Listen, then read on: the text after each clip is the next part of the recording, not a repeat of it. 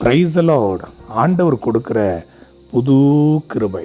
அது சங்கீதங்களின் புஸ்தகம் 1 சங்கீதம் அதனுடைய 3வது வசனம். தன் காலத்தில் தன் கனியை தந்து இலையுதிராதிருக்கிற மரத்தை போலிருப்பான், அவன் செய்வது எல்லாம் வாய்க்கும். மனுஷனுடைய வாழ்க்கை என்பது அந்தந்த காலத்தில் சரியாய் அதனதன் காரியங்கள் நடந்தால் மட்டுமே அவனுடைய வாழ்வு அர்த்தமுள்ளதாய் இருக்கும். இங்கே சங்கீதக்காரன் சொல்கிறான், தன் காலத்தில் தன் கனியை தந்து.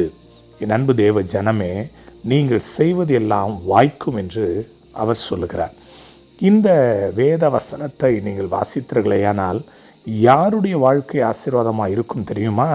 கர்த்தருடைய வேதத்தில் பிரியமாக இருந்து கர்த்தருடைய வேதத்தை இரவும் பகலும் தியானித்து வாழ்கிற ஒரு மனிதனுடைய வாழ்க்கையில் தான் இந்த ஆசீர்வாதங்கள் வரும் என்று சங்கீதக்காரன் அழகாய் நமக்கு சொல்கிறான்.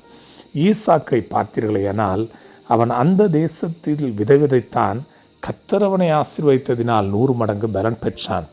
ஈசாக்கை குறித்து நீங்கள் அதே வேதம் சொல்கிறது, அவன் சாயங்கால வேளையில் தியானம் பண்ணி கொண்டிருந்தான் என்று எழுதியிருக்கிறது. கர்த்தருடைய வேத வசனத்தை நீங்கள் படிப்பதை மாத்திரமல்ல, தியானமாக இருந்து பாருங்களேன். உங்களுடைய வாழ்க்கையில் நீங்கள் செய்வது எல்லாவற்றையும் அவர் வாய்க்க பண்ணுவார்.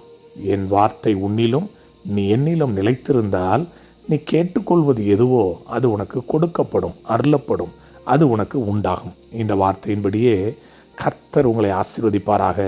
அவருடைய வசனத்தின் மேல் தியானமாயிருங்கள். சரியான நேரத்தில் கனியை கொடுப்பீர்கள். நீங்கள் செய்வது ஒன்றும் அது தோல்வியில் முடியாது, ஜெயத்தில் முடியும். God bless you all.